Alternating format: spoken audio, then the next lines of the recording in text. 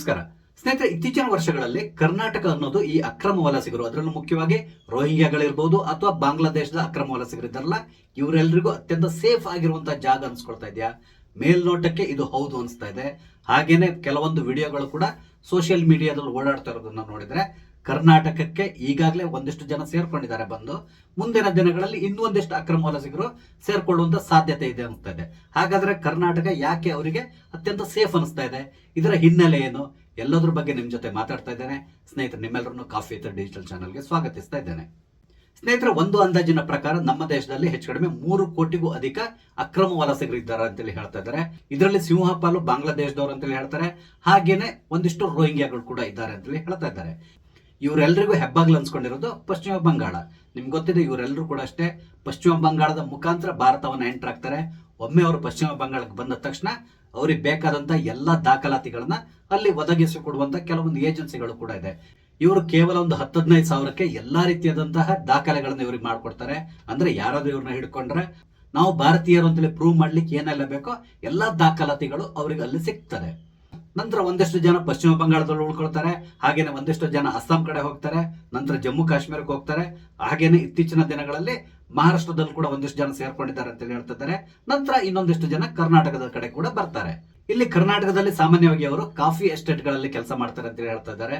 ಅಂದ್ರೆ ಕೊಡಗು ಮತ್ತು ಚಿಕ್ಕಮಗಳೂರಲ್ಲಿ ಬಹಳಷ್ಟು ಜನ ಇದ್ದಾರೆ ಅಂತೇಳಿ ಹೇಳ್ತಾ ಇದ್ದಾರೆ. ಇದಕ್ಕೆ ಕಾರಣ ಏನು ಅಂತ ಹೇಳಿದ್ರೆ ಅತ್ಯಂತ ಕಮ್ಮಿ ಕೂಲಿಗೆ ಇವರು ಕೆಲಸ ಮಾಡ್ಲಿಕ್ಕೆ ತಯಾರಿರ್ತಾರೆ. ಹಾಗಾಗಿ ಮ್ಯಾನ್ ಪವರ್ ಸಪ್ಲೈ ಮಾಡುವಂತ ಒಂದಿಷ್ಟು ಜನರು ಅತ್ಯಂತ ಕಮ್ಮಿ ಕೂಲಿಗೆ ಕೆಲಸ ಮಾಡ್ಲಿಕ್ಕೆ ತಯಾರಿರುವಂತಹ ಈ ಜನರನ್ನು ತಗೊಂಡ್ಬಂದು ಈ ಕಾಫಿ ಎಸ್ಟೇಟ್ ಗಳಲ್ಲಿ ಸೇರಿಸ್ತಾ ಇದ್ದಾರೆ. ಇವರಲ್ಲಿ ಕೆಲಸ ಮಾಡ್ತಾ ಇರ್ತಾರೆ. ಆದ್ರೆ ಮುಂದಿನ ದಿನಗಳಲ್ಲಿ ಇವರು ದೇಶದ ವಿರುದ್ಧವಾಗಿ ಕೆಲವೊಂದು ಕಾರ್ಯಚಟುವಟಿಕೆಗಳನ್ನ ನಡೆಸುವಂತ ಸಾಧ್ಯತೆ ಇರ್ತದೆ. ಅಂದ್ರೆ ಭಯೋತ್ಪಾದಕ ಕೃತ್ಯದಲ್ಲಿ ಇವರು ಭಾಗಿಯಾಗುವಂತ ಸಾಧ್ಯತೆ ಇರ್ತದೆ. ಕಾರಣ ಏನು ಅಂತ ಹೇಳಿದ್ರೆ ಇವರೇನು ನಮ್ಮ ದೇಶದವರಲ್ಲ. ನಮ್ಮ ದೇಶದ ಬಗ್ಗೆ ಇವರಿಗೆ ಪ್ರೀತಿ ಗೌರವ ಏನು ಇರಲ್ಲ.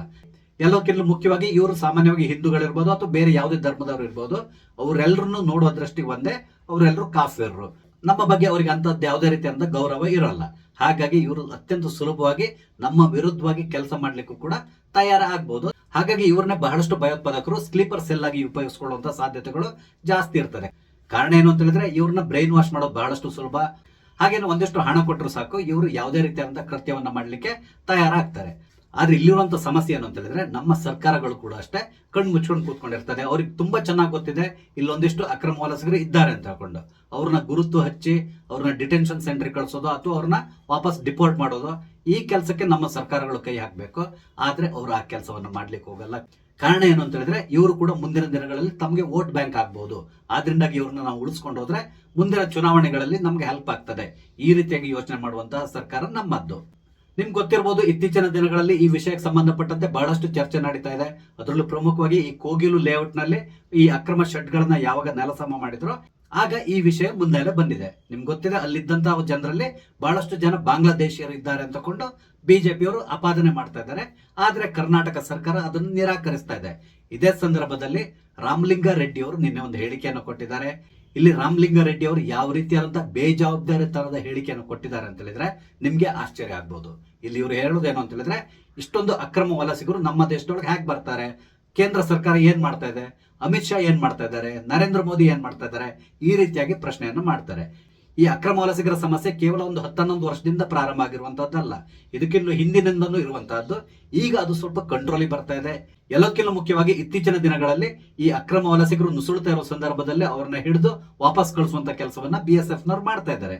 ನಮ್ಮ ಗಡಿಗೆ ಬೇಲಿ ಹಾಕುವಂತ ಕೆಲಸ ಕೂಡ ನಡೀತಾ ಇದೆ. ಆದ್ರೆ ಪಶ್ಚಿಮ ಬಂಗಾಳದ ಸರ್ಕಾರದ ಅಸಹಕಾರದಿಂದಾಗಿ ಇನ್ನೂ ಒಂದು 450-500 ಕಿಲೋಮೀಟರ್ ವರೆಗೆ ಬೇಲಿ ಹಾಕ್ಲಿಕ್ಕೆ ಸಾಧ್ಯ ಆಗ್ಲಿಲ್ಲ. ಒಮ್ಮೆ ಈ ಗಡಿ ಭಾಗವನ್ನು ಸಂಪೂರ್ಣವಾಗಿ ಮುಚ್ಚಿದ ಮೇಲೆ ಇವರ ಹಾವಳಿ ಸಂಪೂರ್ಣವಾಗಿ ತಪ್ತದೆ ಅಂತಲೇ ಹೇಳ್ಬಹುದು.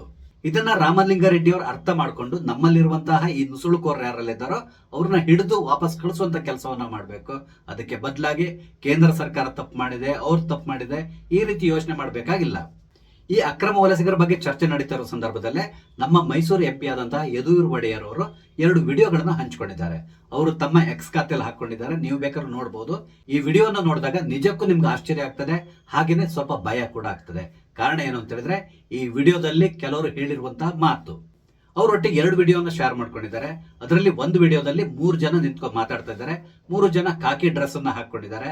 ಅದರಲ್ಲಿ ಒಬ್ಬ ಆಟೋ ಡ್ರೈವರ್, ಮತ್ತಿನ್ನಿಬ್ರು ಸೆಕ್ಯೂರಿಟಿ ಕೆಲಸ ಮಾಡ್ತಾ ಇದ್ರು, ಅಥವಾ ಅವರು ಕೂಡ ಆಟೋ ಡ್ರೈವರ್ ಏನೋ ಗೊತ್ತಿಲ್ಲ.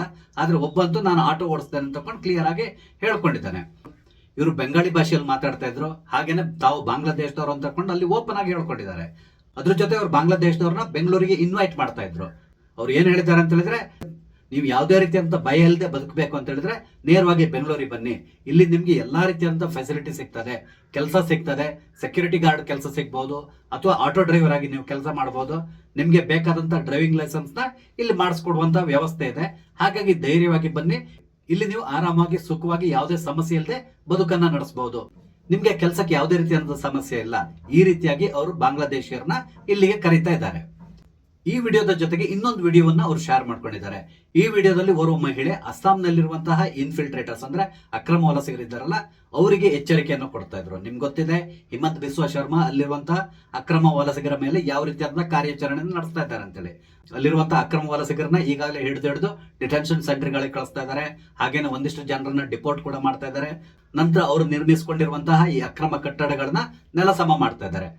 ಆದ್ರಿಂದಾಗಿ ಅಲ್ಲಿರುವಂತಹ ಈ ಅಕ್ರಮ ಬಾಂಗ್ಲಾದೇಶಿಯರು ಇರ್ಬೋದು ಅಥವಾ ರೋಹಿಂಗ್ಯಾಗಳಿರ್ಬೋದು, ಅವರಿಗೆ ಒಂದ್ ರೀತಿಯಂತ ಭಯದ ವಾತಾವರಣ ಉಂಟಾಗಿದೆ. ಹಾಗಾಗಿ ಅಂತವರಿಗೆ ಈ ಮಹಿಳೆ ಕರೆ ಕೊಡ್ತಾಳೆ. ಆಕೆ ಏನ್ ಹೇಳ್ತಾರೆ ಅಂತ ಹೇಳಿದ್ರೆ, ನೀವೇನು ತಲೆಬಿಸಿ ಮಾಡ್ಕೊಳ್ಬೇಡಿ, ಅಲ್ಲಾಹು ನಮ್ಗೆ ಒಂದಲ್ಲ ಒಂದು ಕಡೆಯಲ್ಲಿ ಒಂದು ವ್ಯವಸ್ಥೆಯನ್ನ ಮಾಡಿರ್ತಾನೆ. ನೀವೆಲ್ಲರೂ ಬೆಂಗಳೂರಿಗೆ ಬನ್ನಿ. ಇಲ್ಲಿ ಬಂದು ಇಲ್ಲಿ ಆರಾಮದಲ್ಲಿರ್ಬೋದು, ಯಾವುದೇ ರೀತಿಯಾದಂತಹ ಸಮಸ್ಯೆ ಇಲ್ಲ, ಯಾರೂ ನಿಮ್ಮನ್ನ ಪ್ರಶ್ನೆ ಮಾಡೋದಿಲ್ಲ, ನಿಮ್ಗೆ ಕೆಲಸ ಕೂಡ ಸಿಗ್ತದೆ, ಇಲ್ಲಿ ಆರಾಮವಾಗಿ ನೀವು ಜೀವನ ನಡೆಸಬಹುದು. ಆದ್ರಿಂದ ನೀವು ಏನು ವಾಪಸ್ ಹೋಗ್ಬೇಕಾಗಿಲ್ಲ, ತಕ್ಷಣ ಬೆಂಗಳೂರಿಗೆ ಬನ್ನಿ. ಈ ರೀತಿಯಾಗಿ ಆಕೆ ವಿಡಿಯೋದಲ್ಲಿ ನೇರವಾಗಿ ಕರೆಯನ್ನ ಕೊಟ್ಟಿದ್ದಾಳೆ. ಇಲ್ಲಿ ಒಂದ್ ಮಾತಂತೂ ಕ್ಲಿಯರ್, ಇವರೆಲ್ಲರೂ ಕೂಡ ಬೆಂಗಳೂರಿನಲ್ಲೇ ಇದ್ದಾರೆ. ಹಾಗಾಗಿ ಇವರು ಬೆಂಗಳೂರಿಗೆ ಬನ್ನಿ ಬನ್ನಿ ಅಂತೇಳಿ ಅಕ್ರಮ ವಲಸಿಗರನ್ನ ಬೆಂಗಳೂರಿಗೆ ಕರೀತಾ ಇದ್ದಾರೆ. ಅಂದ್ರೆ ನೀವು ಅರ್ಥ ಮಾಡ್ಕೊಳ್ಳಿ, ನಮ್ಮ ರಾಜ್ಯ ಈ ಅಕ್ರಮ ವಲಸಿಗರಿಗೆ ಎಷ್ಟೊಂದು ಸೇಫ್ ಆಗಿದೆ ಅಂತೇಳಿ. ಇದಕ್ಕೆ ಮುಖ್ಯ ಕಾರಣ ಏನು ಅಂತ ಹೇಳಿದ್ರೆ, ಇಲ್ಲಿರುವಂತಹ ಸರ್ಕಾರ, ಈ ಸರ್ಕಾರ ಕೂಡ ಅಷ್ಟೇ ಇವರ ಪರವಾಗಿ ಮಾತಾಡ್ತದೆ. ಜಾಸ್ತಿ ಯಾರಾದ್ರೂ ಪ್ರಶ್ನೆ ಮಾಡಿದ್ರೆ ಇದು ಕೇಂದ್ರ ಸರ್ಕಾರದ ವೈಫಲ್ಯ ಅಂತೇಳಿ ಹೇಳ್ತಾರೆ. ಅವ್ರು ಹೇಗೆ ಗಡಿ ದಾಟಿ ಒಳಗಡೆ ಬಂದ್ರು, ಈ ರೀತಿಯಾಗಿ ಪ್ರಶ್ನೆ ಮಾಡ್ತಾರೆ. ಆದ್ರೆ ಅವ್ರು ಗಡಿ ದಾಟಿ ಬಂದಿದ್ದಾರೆ ಇರಬಹುದು, ಕೇಂದ್ರ ಸರ್ಕಾರ ಇದರಲ್ಲಿ ವೈಫಲ್ಯವನ್ನು ಅನುಭವಿಸಿರಬಹುದು. ನೀವು ಏನ್ ಮಾಡ್ಬೇಕು, ಅವ್ರನ್ನ ಹಿಡಿದು ವಾಪಸ್ ಕಳಿಸುವಂತ ಕೆಲಸ ಮಾಡಬೇಕು. ಹಾಗೆ ಒಂದು ಬಹುದೊಡ್ಡ ಪತ್ರಿಕಾಗೋಷ್ಠಿಯನ್ನು ನಡೆಸಿ, ಅಥವಾ ರಾಹುಲ್ ಗಾಂಧಿ ಅವರು ಇತ್ತೀಚೆಗೆ ವೋಟ್ ಚೋರಿ ಅಂತ ತಗೊಂಡು ಪವರ್ ಪಾಯಿಂಟ್ ಪ್ರೆಸೆಂಟೇಷನ್ ಕೊಡ್ತಾರಲ್ಲ, ಆ ರೀತಿಯಲ್ಲಿ ನೀವು ಕೂಡ ಒಂದು ಪ್ರೆಸೆಂಟೇಷನ್ ಕೊಡಿ.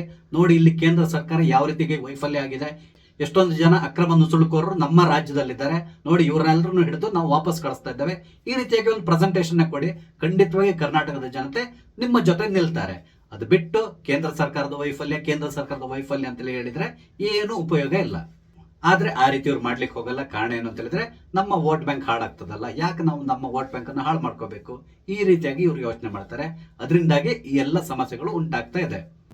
ಮುಂದೆ ಇವರಿಂದಾಗಿ ಕರ್ನಾಟಕದಲ್ಲಿ ಏನಾದ್ರೂ ಅನಾಹುತ ಆದಾಗ ನಮ್ಮ ಸರ್ಕಾರ ಎಚ್ಚೆತ್ತುಕೊಳ್ಬಹುದು ಅನಿಸ್ತದೆ. ಆದ್ರೂ ಕೂಡ ನನ್ಗೊಂದು ಡೌಟ್ ಇದೆ. ನಮ್ಮ ಗ್ರೇಟ್ ಗೃಹ ಮಂತ್ರಿಗಳಾದಂತಹ ಡಾಕ್ಟರ್ ಪರಮೇಶ್ವರ್ ಅವರು, ಹೌದಾ ನಂಗೆ ಗೊತ್ತಿಲ್ವಲ್ಲ, ಚೆಕ್ ಮಾಡ್ತೇನೆ ಅಂತೇಳಿ ಹೇಳುವಂತ ಸಾಧ್ಯತೆಗಳು ಕೂಡ ಇದೆ. ಸಾಮಾನ್ಯವಾಗಿ ಅವರ ಇಲಾಖೆ ಸಂಬಂಧಪಟ್ಟಂತ ಕೆಲವೊಂದು ವಿಷಯಗಳನ್ನು ನೀವು ಅವ್ರನ್ನ ಕೇಳಿದ್ರೆ ನನಗೆ ಗೊತ್ತಿಲ್ಲ ಅಂತ ಹೇಳಿನೇ ಹೇಳ್ತಾರೆ. ಆದ್ರೆ ಇಡೀ ರಾಜ್ಯಕ್ಕೆ ಆ ವಿಷಯ ಗೊತ್ತಿರ್ತದೆ. ನಮ್ಮ ಗೃಹ ಮಂತ್ರಿಗಳಿಗೆ ಸ್ವಲ್ಪ ಲೇಟ್ ಆಗಿ ವಿಷಯಗಳು ತಲುಪೋದ್ರಿಂದ ಒಂದ್ ಸ್ವಲ್ಪ ಸಮಸ್ಯೆ ಇದೆ. ಅದು ಬಿಟ್ಟರೆ ಮತ್ತೆಲ್ಲದೂ ಚೆನ್ನಾಗಿದೆ. ಇಲ್ಲಿರುವಂತ ಅಪಾಯ ಏನು ಅಂತ ಹೇಳಿದ್ರೆ, ಒಂದ್ ವೇಳೆ ಇವರಿಂದಾಗಿ ನಮ್ಮ ರಾಜ್ಯದಲ್ಲಿ ಏನಾದ್ರೂ ಅನಾಹುತ ಆದ್ರೆ ಆಗ ನಮ್ಮ ಸರ್ಕಾರ ಯಾವ ರೀತಿಯಾಗಿ ರಿಯಾಕ್ಟ್ ಮಾಡಬಹುದು. ಏನಾದ್ರೂ ಅನಾಹುತ ಆಗೋದಕ್ಕಿಂತ ಮೊದಲೇ ಇವ್ರೇನಾದ್ರು ರಿಯಾಕ್ಟ್ ಮಾಡಿ ಅವ್ರನ್ನ ಇಲ್ಲಿಂದ ಕಳಿಸುವಂತ ಕೆಲಸಕ್ಕೆ ಕೈ ಹಾಕಿದ್ರೆ ತುಂಬಾ ಒಳ್ಳೇದಿರ್ತಾ ಇತ್ತು. ಆದ್ರೆ ನಮ್ಮ ಸರ್ಕಾರ ಆ ರೀತಿ ಮಾಡ್ಲಿಕ್ಕೆ ಹೋಗಲ್ಲ. ಅತ್ಯಂತ ಕೆಪೇಬಲ್ ಆಗಿರುವಂತಹ ಗೃಹ ಮಂತ್ರಿಗಳು ನಮ್ಮ ರಾಜ್ಯದಲ್ಲಿದ್ದಾರೆ. ಆದ್ರಿಂದ ಇಲ್ಲಿ ಬರುವಂತ ಪ್ರಶ್ನೆ ಏನು ಅಂತ ಹೇಳಿದ್ರೆ, ನಾವೆಲ್ಲರೂ ಸೇಫ್ ಆಗಿದ್ದೀವ, ಈ ರೀತಿಯಾದಂತಹ ಪ್ರಶ್ನೆ ಖಂಡಿತವಾಗಿ ನಮಗೆ ಮೂಡ್ತದೆ. ಕಾರಣ ಇಲ್ಲಿರುವಂತಹ ಸರ್ಕಾರ ಈ ಅಕ್ರಮ ವಲಸಿಗರ ಬಗ್ಗೆ ಯಾವುದೇ ರೀತಿಯಾದಂತಹ ಆಕ್ಷನ್ ತಗೊಳ್ತಾ ಇಲ್ಲ. ಆದ್ರಿಂದಾಗಿ ಇವ್ರು ಓಪನ್ ಆಗಿ ವಿಡಿಯೋ ಮಾಡಿಕೊಂಡು ಎಲ್ಲರನ್ನು ಬನ್ನಿ ಬನ್ನಿ ಅಂತ ಕರಿತಾ ಇದ್ದಾರೆ. ಈ ರೀತಿಯಾಗಿ ವಿಡಿಯೋವನ್ನ ಮಾಡಿ ಬಾಂಗ್ಲಾದೇಶನವ್ರನ್ನ ಬನ್ನಿ ಬನ್ನಿ ಅಂತೇಳಿ ಕರಿತಾ ಇದ್ರಲ್ಲ, ಇವರು ಒಂದ್ ವೇಳೆ ಉತ್ತರ ಪ್ರದೇಶದ ಯಾವುದೇ ಭಾಗದಲ್ಲಿ ನಿಂತ್ಕೊಂಡು ವಿಡಿಯೋವನ್ನ ಮಾಡಿ ಈ ರೀತಿಯಾಗಿ ಕರೆದಿದ್ದಿದ್ರೆ ಇಷ್ಟೊತ್ತಿಗೆ ಯೋಗಿ ಸರ್ಕಾರ ಅವ್ರನ್ನ ಹುಡುಕಿ ಎನ್ಕೌಂಟರ್ ಮಾಡಿ ಬಿಸಾಡ್ ಬಿಡ್ತಾ ಇತ್ತು. ಆದ್ರೆ ನಮ್ಮ ಸರ್ಕಾರ ಕುಂಭಕರ್ಣ ನಿದ್ದೆಯಲ್ಲಿದೆ. ಹಾಗಾಗಿ ಇಲ್ಲಿ ಯಾವುದೇ ರೀತಿಯಾದಂತಹ ಆಕ್ಷನ್ ನ ಇವ್ರ ಮೇಲೆ ತಗೊಳ್ಳಲ್ಲ, ಅಥವಾ ಇವ್ರನ್ನ ಹುಡುಕುವಂತ ಕೆಲಸಕ್ಕೆ ಕೂಡ ನಮ್ಮ ಸರ್ಕಾರ ಆದೇಶವನ್ನ ಕೊಡೋದಿಲ್ಲ. ಆದ್ರಿಂದಾಗಿ ನಮ್ಮ ಸರ್ಕಾರ ಮತ್ತು ಪೊಲೀಸ್ ಇಲಾಖೆಯ ಮಾನ ಮರ್ಯಾದೆ ಇತ್ತೀಚಿನ ದಿನಗಳಲ್ಲಿ ಹರಾಜಾಗ್ತಾ ಇದೆ. ಇದಕ್ಕೆ ಸಂಬಂಧಪಟ್ಟಂತೆ ಬಹಳಷ್ಟು ಘಟನೆಗಳು ಇತ್ತೀಚಿನ ದಿನಗಳಲ್ಲಿ ನಡೆದಿದೆ. ಅದರ ಬಗ್ಗೆ ನಾನೇನು ಪುನಃ ಎಕ್ಸ್ಪ್ಲೈನ್ ಮಾಡಬೇಕಾದಂತ ಅವಶ್ಯಕತೆ ಇಲ್ಲ. ಸ್ನೇಹಿತರೆ, ನಿಮ್ಗೆ ಅನಿಸ್ತದೆ ಈ ಅಕ್ರಮ ವಲಸಿಗರ ವಿರುದ್ಧವಾಗಿ ನಮ್ಮ ಸರ್ಕಾರ ಸ್ಟ್ರಿಕ್ಟ್ ಆಗಿ ಆಕ್ಷನ್ ತಗೊಳ್ತದ ಅಥವಾ ಇದೇ ರೀತಿಯಾಗಿ ನೆಗ್ಲೆಕ್ಟ್ ಮಾಡ್ಕೊಂಡು ಕೂತ್ಕೊಳ್ತದ? ನಿಮ್ಮ ಅನಿಸಿಕೆಗಳನ್ನ ದಯವಿಟ್ಟು ಕಮೆಂಟ್ ಮುಖಾಂತರ ತಿಳಿಸಿ. ಹಾಗೇನೆ ನಿಮ್ಗೆ ನಾನಿಲ್ಲಿ ಹಂಚ್ಕೊಂಡಂತ ವಿಷಯ ಇಷ್ಟ ಆದ್ರೆ ಲೈಕ್ ಮಾಡಿ, ಶೇರ್ ಮಾಡಿ, ದಯವಿಟ್ಟು ನನ್ನ ಚಾನಲ್ ಸಬ್ಸ್ಕ್ರೈಬ್ ಮಾಡಿ. ನಮಸ್ತೆ, ಜೈ ಹಿಂದ್.